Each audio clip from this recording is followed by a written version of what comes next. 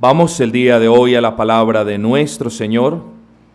Por favor, les pido que abran sus Biblias en el Evangelio de Mateo, capítulo número 12, versículo número 7. Mateo 12, 7, leemos la bendita palabra de nuestro Señor. Y si supieseis qué significa misericordia quiero y no sacrificio, no condenarías a los inocentes. Son palabras tremendas. Si vosotros supieseis qué es lo que yo quiero, no condenaríais a los inocentes. Si vosotros supieseis de qué se trata la verdadera religión, no condenarías a los inocentes. Si vosotros supieseis, esto está dejando implícito que no sabían. Es una pregunta retórica. Si vosotros supieseis, ellos no lo sabían. Versículo 7, y si supieseis qué significa misericordia quiero y no sacrificio, no condenarías a los inocentes. El título que tenemos para el breve tiempo que tenemos en esta mañana sencillamente es misericordia, la esencia de la religión cristiana. Sencillo. Misericordia es la esencia de la religión cristiana. Podemos decir que misericordia es un resultado de la gracia del Señor obrando en los corazones, y esto debe quedar de manera definida, de manera clara, porque las personas llaman a las obras de caridad, las llaman obras de misericordia. No son así. Tengamos cuidado que el Señor nos llama a ser caritativos, por supuesto, nos llama a desprenderlo de lo nuestro, por supuesto, pero por encima de todo nos llama a reflejar la misericordia que Él mismo ha mostrado con todos y con cada uno de nosotros. Una de las cosas a manera de trasfondo que hace el evangelista, que hace Mateo el publicano en sus escritos, es simplemente mostrar contrastes. Varios contrastes son los que pueden ser identificados en la Escritura. El primero de ellos, sin lugar a dudas, es el contraste entre la hipocresía de los fariseos y la verdad de Cristo. Eso es totalmente visible, casi palpable a lo largo del Evangelio de Mateo. El otro contraste es la carga que siempre querían poner los fariseos sobre el pueblo y la negligencia de ellos mismos de llevarla. Ese es otro contraste que podemos ver. O visto de otra manera, la carga religiosa que siempre querían poner los fariseos sobre las otras personas. Y recuerden, capítulo 11, versículo 28, y el descanso que nosotros hallamos en Cristo. Es un evangelio de contrastes, lo podríamos denominar así. Otro de los contrastes, sin lugar a dudas, es la indiferencia espiritual de los fariseos. Personas apáticas con la necesidad, personas frías, personas alejadas, personas legalistas, formalistas, en contraste con la ternura, con la misericordia, con la bondad de Dios mostrada en la persona de nuestro Señor Jesucristo. Pero sin lugar a dudas, si un contraste podemos señalar de manera clara e inequívoca en la mañana de hoy, es esa religión fría que ellos practicaban, en contraste con una vida de servicio y de compasión mostrada por nuestro Señor Jesucristo. Y yo creo que pocos predicadores se aventuran a hacer esto, pero usualmente cuando es el momento apropiado, según mi baja condición humana, yo quisiera desafiarlos aún comenzando la predicación, simplemente llevándolos a que piensen algo. Fíjense en ustedes, cada uno de ustedes, y les hablo con propiedad a cada uno de ustedes, porque cada uno de ustedes la ha recibido. Fíjense en cada uno de ustedes la verdad que han conocido en Cristo. Antes eran errores, antes eran suposiciones, antes eran imaginaciones, Dios me está hablando. Ahora tenemos la plena convicción de que Dios nos ha hablado de manera perfecta en su palabra. Antes estábamos imaginándonos cosas en la Escritura, ahora conocemos la verdad de la Escritura. Antes estábamos presos, encadenados en las mentiras en las cuales creíamos, ahora la verdad nos ha hecho libre. Ustedes han recibido verdad, ustedes han sido beneficiados por la verdad. Otra de las cosas que podemos ver es el descanso. Ustedes antes estaban acongojados, cansados, cargando con ese bulto de pecado, pero por la gracia del Señor, un día, no sé cuál, el día de sus conversiones, por supuesto, vinieron a los pies de Cristo y depositaron su confianza en Él. Y en ese momento el Señor toma sus cargas y el Señor les provee descanso. La conciencia ahora estaba descansada. La conciencia estaba descansada porque había sido liberada, limpiada de la culpa del pecado. Entonces no solamente han sido beneficiados por la verdad, sino que también han recibido descanso. Pero ¿quién de ustedes, además de haber sido beneficiados por la verdad, además de haber recibido descanso de las cargas de sus pecados y de la vida en pecado que llevaban, ¿quién de ustedes no ha recibido la misericordia de Dios? ¿Quién de ustedes no ha sido recipiente? ¿Quién de ustedes no ha probado la dulzura de la miel divina? ¿Quién de ustedes? Ninguno. Todos lo han hecho. Oh, amados, el Señor, nuestro bendito Señor, le ha dado todo esto de una manera inmerecida, sin pedirle nada a cambio. Él no le ha dicho te voy a dar misericordia, pero tú tienes que hacer esto. O Él no ha dicho te voy a dar salvación y voy a tomar tus pecados, pero entonces tú tienes que llevar las cargas de la religión. No, Él no ha dicho, todo ha sido por gracia. Por eso creemos en la gracia, en el favor inmerecido. Dios nos lo ha dado todo y nos ha dado, si tú eres honesto, mucho más de lo que nosotros merecemos, pero Dios lo ha dado. Esas cosas que Dios te ha dado, ¿no te hacen sentir de alguna manera deudor de Él? ¿Para siempre? Claro que sí. Así nos sentimos los hijos del Señor. Nos sentimos deudores de aquel que nos ha beneficiado de manera inmerecida. ¿Cómo le vamos a pagar? No tenemos ni dinero, ni obras, ni vidas que darles al Señor, porque no tenemos con qué pagarle el favor que nos ha hecho. Entonces, ¿qué vamos a hacer? Bueno, lo que podemos hacer es obedecer la Escritura. Y si el Señor nos dice que le sirvamos, entonces al menos hagamos eso. Si el Señor nos dice que prestemos atención a su palabra, entonces al menos hagamos eso. Amados, no hay obra alguna que usted pueda hacer para retribuir la gracia del Señor y la misericordia. Pero si algo hacemos nosotros los creyentes es servir porque estamos agradecidos, porque nos sentimos deudores eternamente del Señor. Y está bien que usted se sienta así, porque ese es el lugar nuestro. Somos deudores, Pablo lo decía, somos deudores, me siento deudor, estoy endeudado con el Señor para siempre y a raíz de eso, por eso siempre proclamo el glorioso evangelio. Amado, ¿se siente usted deudor del Señor? ¿O acaso usted no ha sido beneficiado por su misericordia, por su verdad o por el descanso? Cristo tiene misericordia de usted. ¿No es así? Claro. ¿Cuánta misericordia usted tiene con los demás? Esa es la pregunta del día de hoy. Hoy no nos vamos a centrar en lo grande del Señor ni en su misericordia. Hoy nos vamos a centrar en la siguiente verdad. Cristo ha tenido misericordia para con todos y para con cada uno de ustedes. La pregunta es entonces, ¿cuánta misericordia usted tiene por quienes están viviendo una vida en miseria? Misericordia no es dar un trozo de pan. Misericordia no es quitarse la camiseta vieja y dársela a la persona.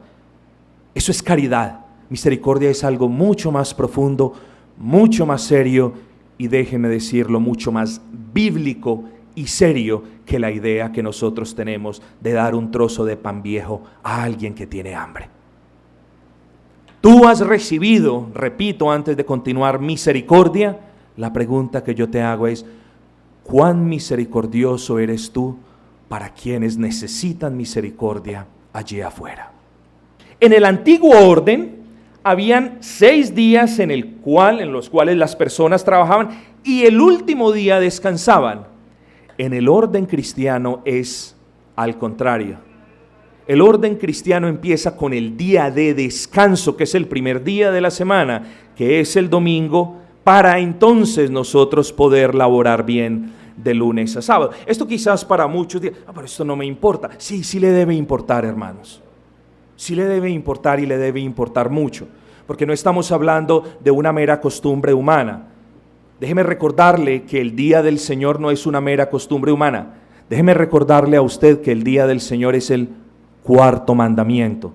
Y déjeme recordarle a usted que de esas tablas de piedra yo no puedo coger un borrador y borrar el cuarto mandamiento. No lo puedo hacer. Es la ley inquebrantable, la ley indivisible de nuestro Señor. Así que si no le importa lo que significa el día del Señor o lo que se debe hacer en el día del Señor, yo ruego al Señor para que al menos hoy le comience a importar y hoy comience a saber y a conocer lo que se hace y lo que honra al Señor. Pero el problema entonces, dejemos esto allí, el problema no es entonces que haya un día en el que tengamos que servir al Señor. Yo creo que para ninguno de nosotros es el problema. Sin embargo, para muchos sí es problema.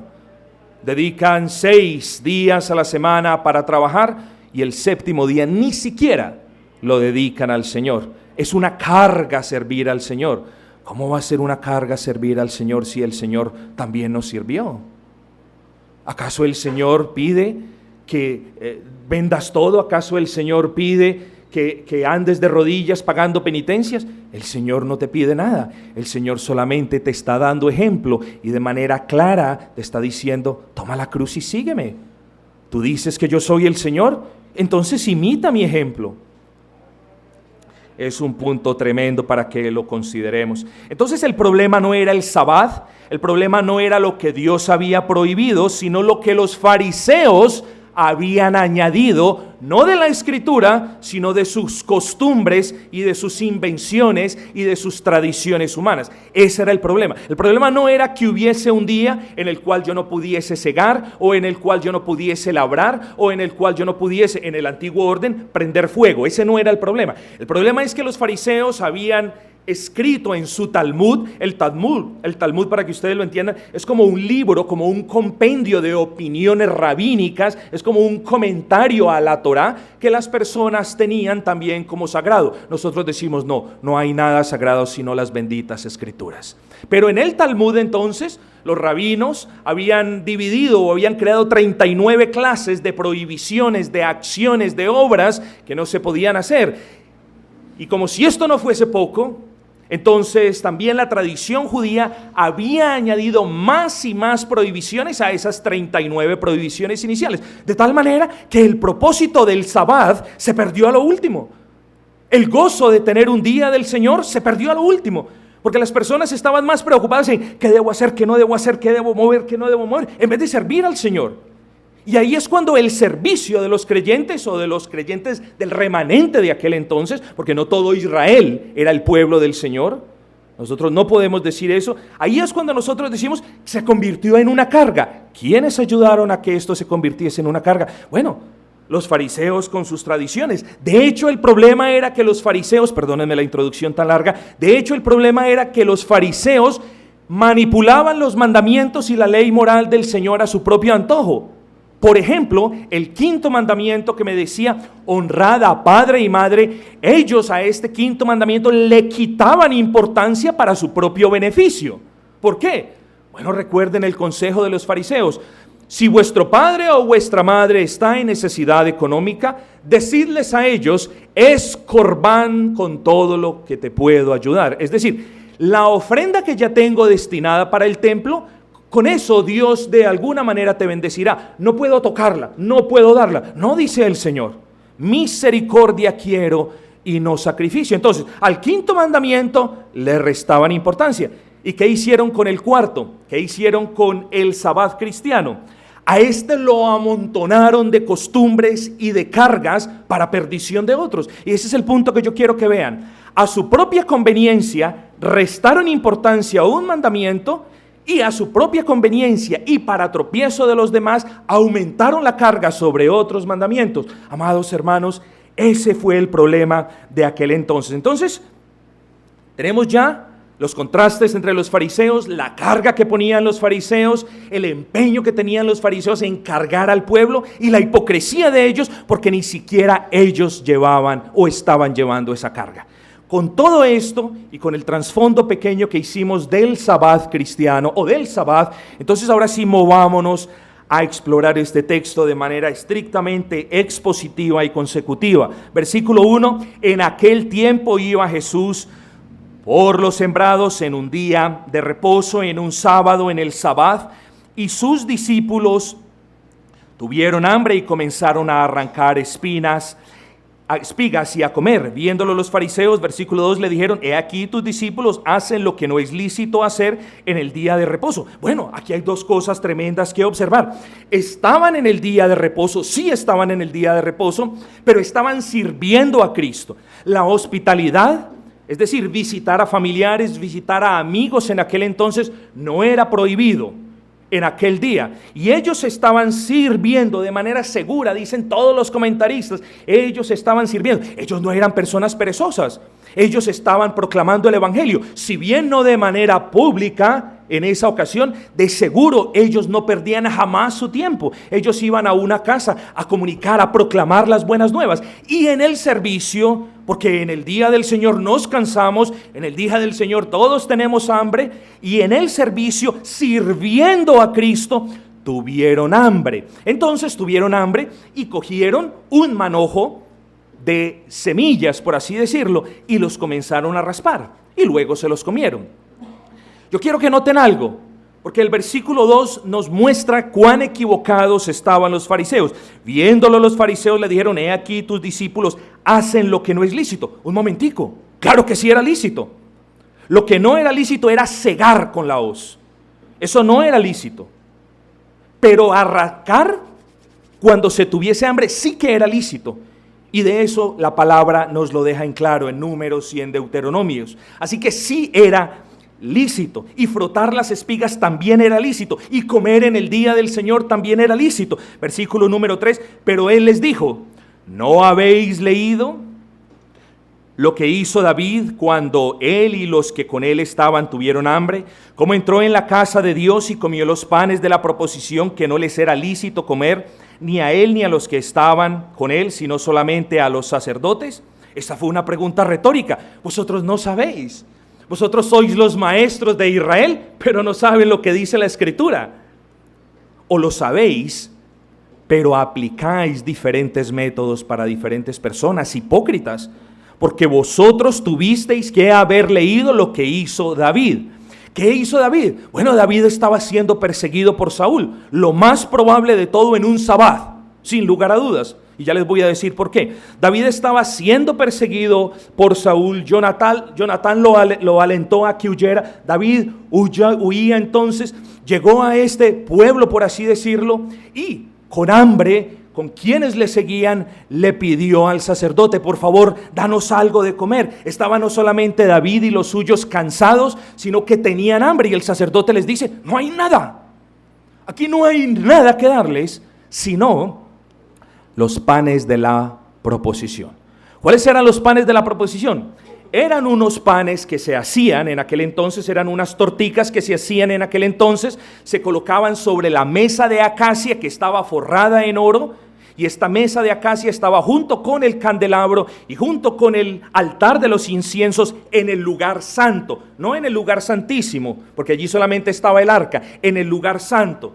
Allí en el lugar santo entonces, antes del velo que se rompió en la muerte de nuestro Señor Jesucristo, habían tres cosas: el candelabro, el altar de los inciensos y la mesa de acacias cubierta en oro, donde habían 12 tortas de pan organizadas de manera ordenada en una bandeja en 2 filas de a 6.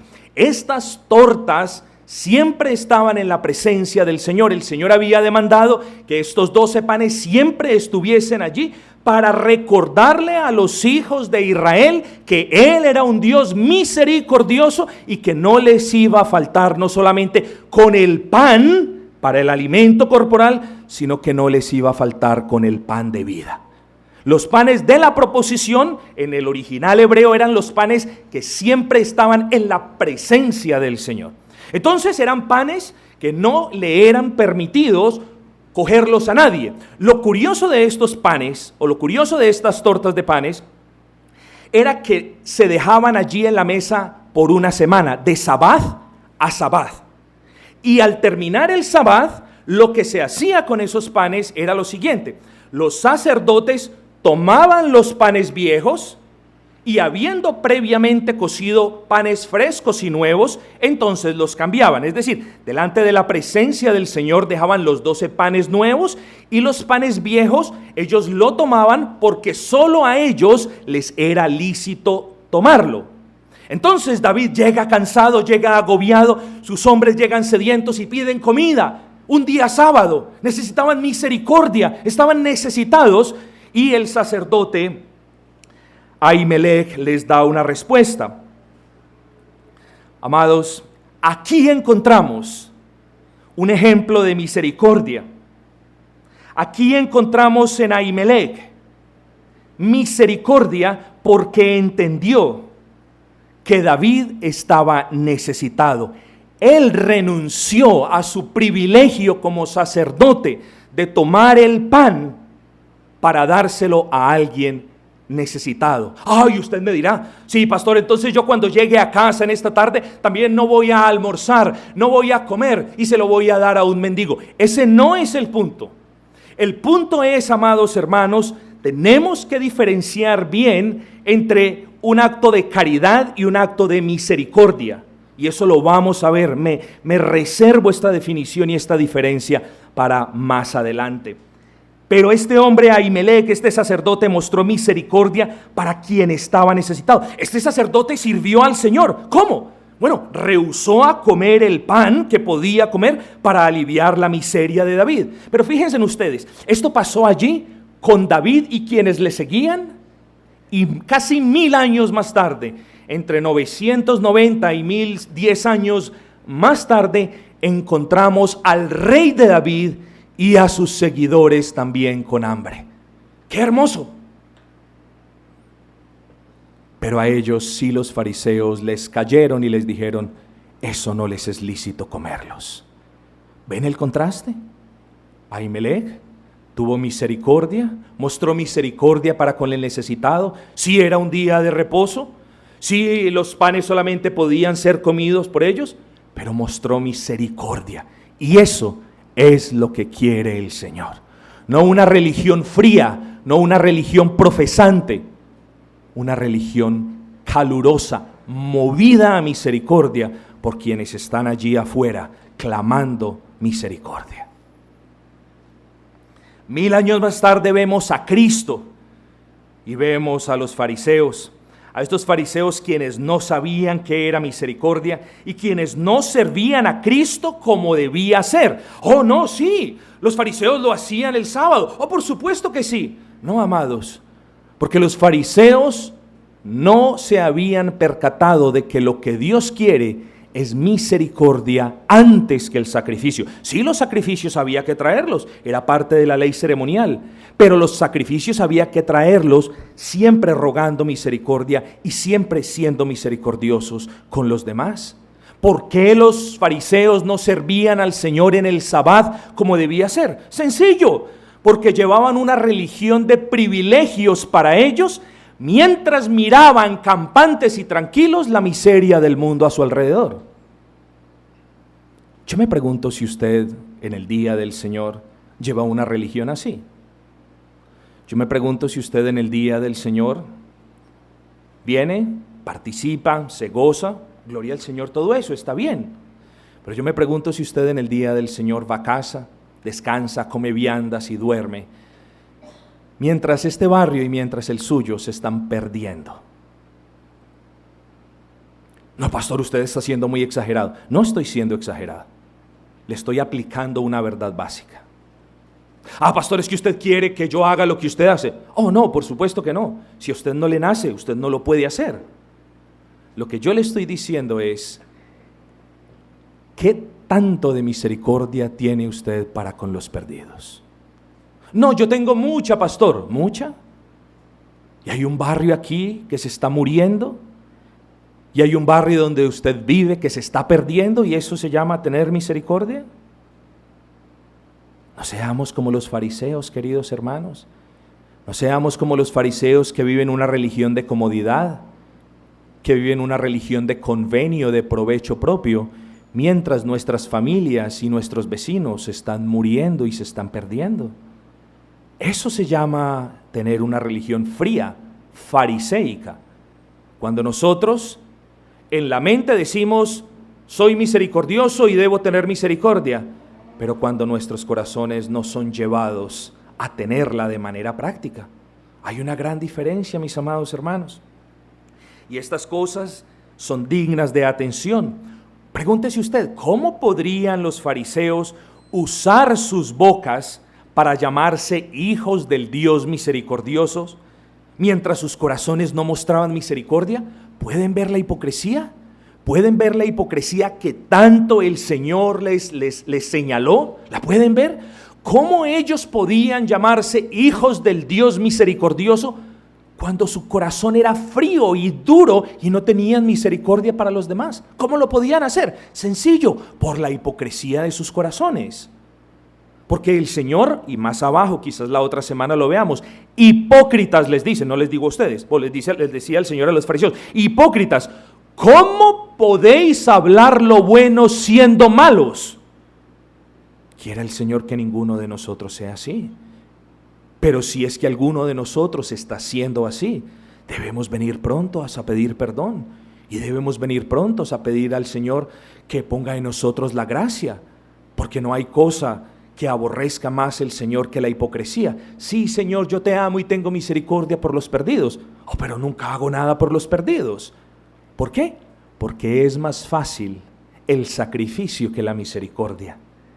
Es más fácil despojarse de un pedazo de chocolate y de una media panela y de media libra de arroz que salir a las calles a proclamar el evangelio. Eso es más fácil y las personas lo hacen y creen que son misericordiosas. No, amados hermanos, la misericordia bíblica es de un calibre, de una envergadura mucho mayor. Y vuelvo y les pregunto, ¿cuán misericordiosos son ustedes? Déjeme ponerlo de esta manera.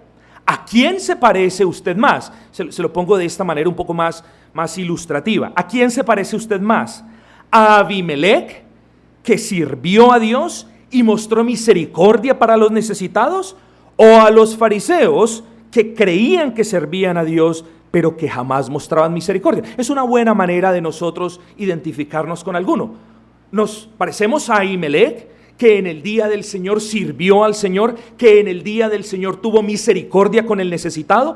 ¿O nos parecemos más bien a los fariseos, que en el día del Señor, en vez de levantar, de ayudar a llevar la carga a los necesitados, los oprimían con más y más cosas?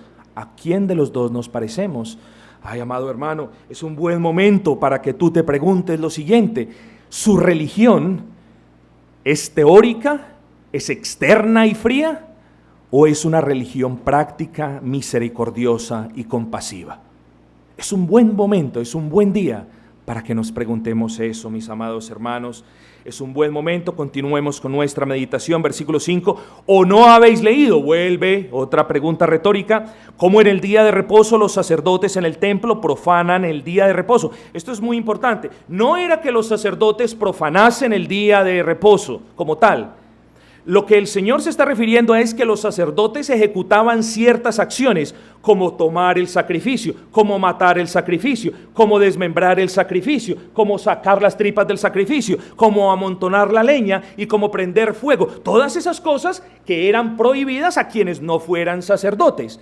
Entonces, si el Señor está diciendo, ¿no habéis leído que los sacerdotes hacían todas estas cosas si eran sin culpa? ¿Cuál es el mensaje allí escondido para nosotros? ¿Cuánto más nosotros, cristianos, que no estamos bajo esa ley ceremonial, a nosotros se nos es permitido que sirvamos al Señor de una manera más libre en su día? Y no lo hacemos. Versículo 5. ¿No habéis leído en la ley cómo en el día de reposo los sacerdotes en el templo profanan el día de reposo y son sin culpa? Versículo 6. Pues os digo que uno mayor que el templo está aquí. ¡Qué tremendo! Ellos servían, los sacerdotes servían al Señor en el templo y eran sin culpa. Ahora, los discípulos servían en uno que era más grande que el templo mismo. Los discípulos no servían en cuatro paredes, sino que servían en Cristo, que es nuestro templo. cuánto más ellos eran sin culpa. No solo porque arrancar espigas y batirlas con las manos no era pecado, sino porque estaban sirviendo al Dios vivo. ¡Qué horrible! ¡Qué horrible esta actitud hipócrita de los fariseos! Tremenda, pero tenemos que avanzar. Y si supieres qué significa misericordia quiero y no sacrificio, no condenarías a los inocentes, porque el Hijo del Hombre es Señor aún del día de reposo. El Señor dice: misericordia quiero y no sacrificio. Los fariseos traían sacrificios, pero no mostraban misericordia. Los fariseos traían sacrificios, pero se les olvidaba el propósito de los sacrificios. El propósito de los sacrificios era que ellos se dieran cuenta que ellos eran los que tenían que estar siendo sacrificados por el pecado. Pero los fariseos llegaban y presentaban sus sacrificios, sus ovejas, sus bueyes más grandes, diciendo: no, yo ya estoy bien con el Señor. Perdieron de vista el propósito del sabbat, mis hermanos. Lo convirtieron en un acto pesadumbroso, lo convirtieron en una carga para los demás, y ellos mismos estaban muy alejados del mismo propósito. Versículo 7, se lo repito: misericordia quiero y no sacrificio. Usted quizás diga una vez más: bueno, para mí es más fácil venir y traer la ofrenda, porque no puedo hacer nada más por las almas necesitadas. No soy yo, es nuestro bendito Señor quien dice: misericordia quiero y no sacrificio. Usted puede ser una persona sacrificada, pero puede ser falta de misericordia. ¿Cuál es la diferencia? El sacrificio, y préstenme atención, usted puede ser una persona sacrificada, pero puede ser una persona falta de misericordia. La diferencia radica en lo siguiente: el sacrificio implica una renuncia temporal a algo o una renuncia a una comodidad.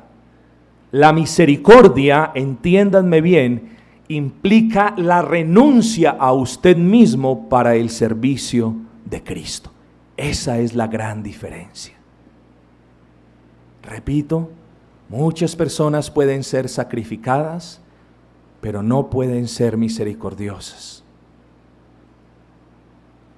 Esas cosas son tremendas. Versículo 8: porque el Hijo del Hombre es Señor en el día de reposo. Lo que significa este versículo es: no solamente el Señor creó al hombre, no solamente el Señor creó el día de reposo para el hombre, sino que es el Señor quien dice lo que se debe hacer en el día de reposo. ¿Qué se debe hacer? Actos de misericordia, actos de bondad. Amados, usted me dirá: pero si yo me quedo en la casa,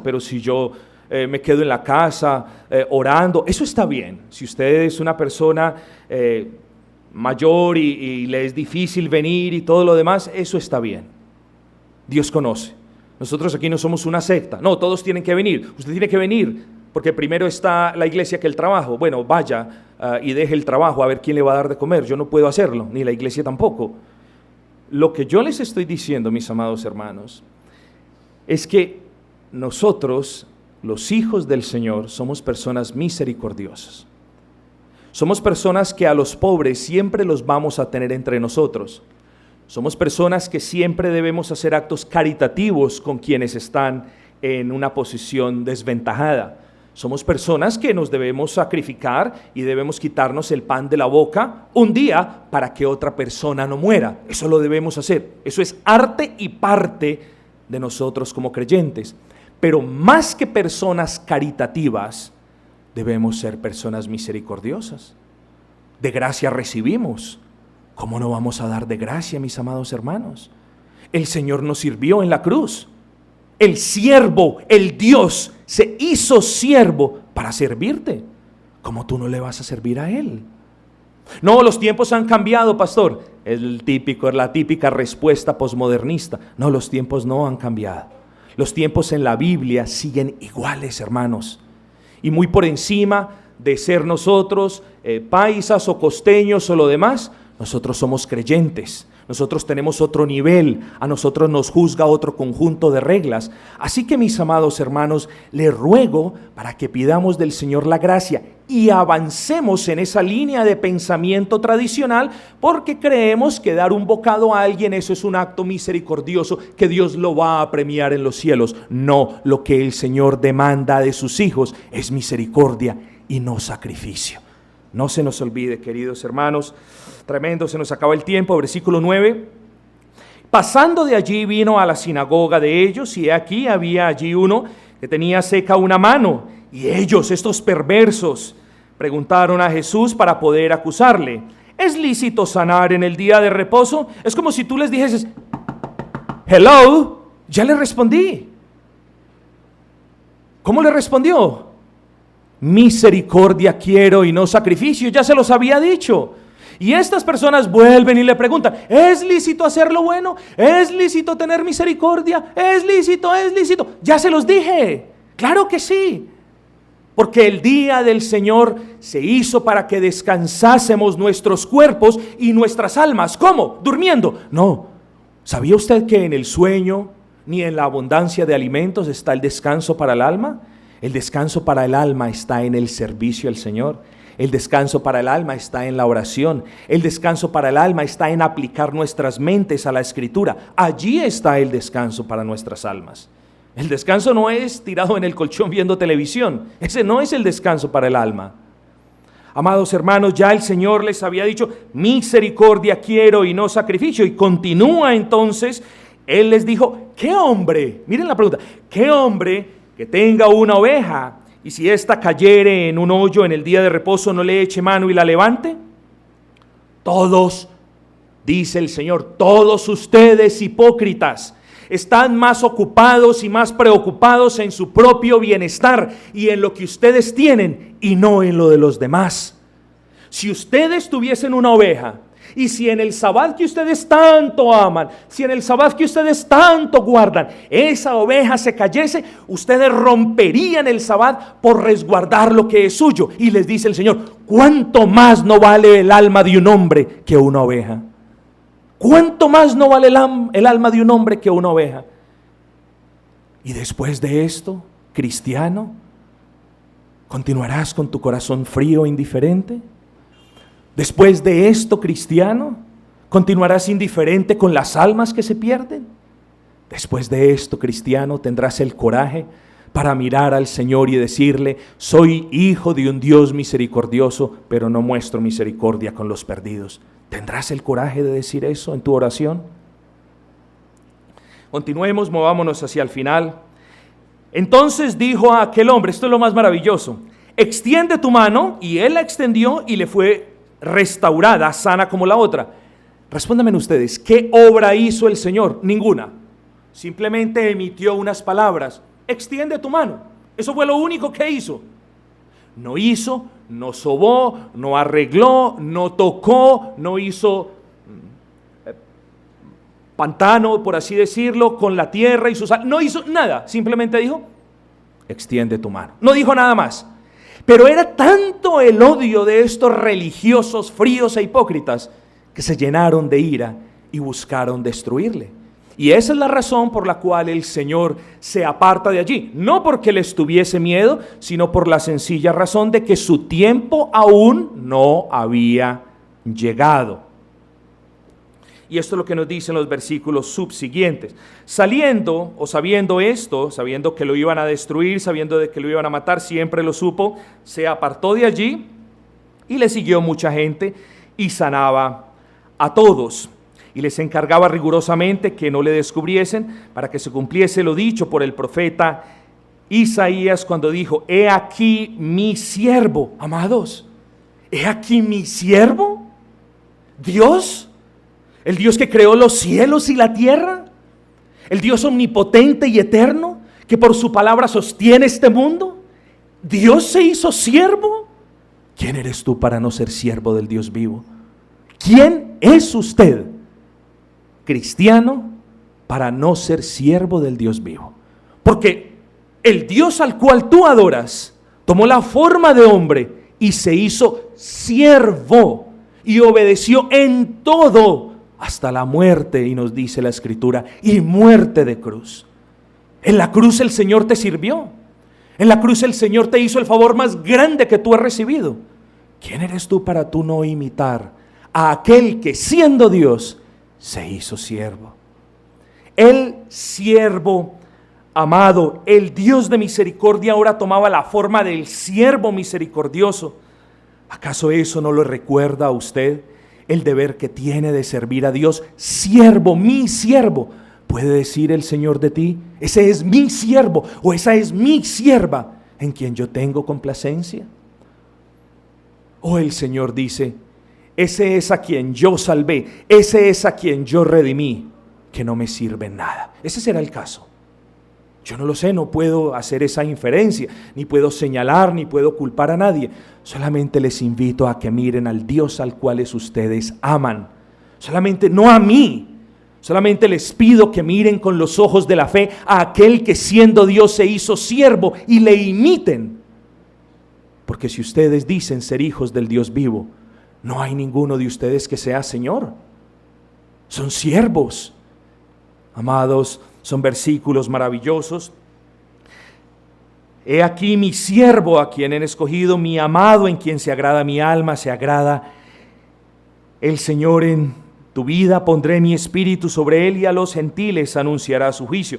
Saltemos, se terminó el tiempo, lo lamento. Versículo 20, la caña. ¿Cuántas veces hemos pasado por este versículo y no entendemos o no sabemos? La caña cascada no quebrará, y el pábilo que humea no apagará hasta que saque a victoria el juicio. Ese versículo, querido amigo, habla de usted. La caña cascada, usted es esa caña, resquebrajada, tarjada, golpeada, aporreada, agobiada, pero es esa caña que el Señor no ha permitido que se quiebre. Usted es esa caña que muchas veces la fe le falta. Usted es esa caña que ha sido sacudida por Satanás, pero que Satanás no tiene el poder para quebrar. Usted es esa caña, esta de la que me habla la Escritura, de la cual Dios ha tenido misericordia, de la cual Dios ha cuidado hasta el día de hoy y siempre cuidará, porque nunca se va a quebrar. Está escrito. Usted es ese pábilo también que humea, ese pábilo que está a punto de apagarse, ese pábilo con un poco de aceite, solamente con la mecha justa y necesaria. Pero usted es ese pábilo en las manos de Cristo que no permanecerá apagado, que no se apagará, sino que Él conservará prendido. Muchas veces con luz tenue, muchas veces con luz fulgurante, pero es ese pábilo que jamás se apagará. Ese es usted. Versículo 20, la caña cascada no quebrará y el pábilo que humea no apagará hasta que saque a victoria el juicio, y en su nombre esperarán los gentiles. Oh caña cascada, ¿por qué no tienes misericordia de quienes si no se arrepienten sí serán quebrados? Oh pábilo que humea, yo te hablo a ti en esta tarde, porque no tienes misericordia de quienes si no se arrepiente serán consumidos por las tinieblas. Caña cascada que no quebrará. Grandes serán las tormentas, grandes serán los vientos. El Señor va a mostrar más misericordia contigo, porque no muestras misericordia para con los demás. Pábilo que humea, que no alumbra muy bien, que es intermitente, que para el mundo no vales nada, que para el mundo no sirves de nada, pues en las manos de Cristo Él te conservará y no te apagarás. ¿Cómo no te sientes deudor de Cristo para siempre? ¿Cómo no tienes misericordia de aquellos que jamás verán la luz de la esperanza de un Dios vivo? Movámonos pues a misericordia, hermanos. No vaya a ser que estemos cultivando una religión fariseica que sea de labios para afuera y que nuestros corazones se endurezcan más y más al querernos negar mostrarle a otros la misericordia que Dios ha tenido para con nosotros. Al nombre de Cristo damos gloria y alabanza. Cantamos entonces para terminar el último himno, y es el himno número 30. Himno número 30.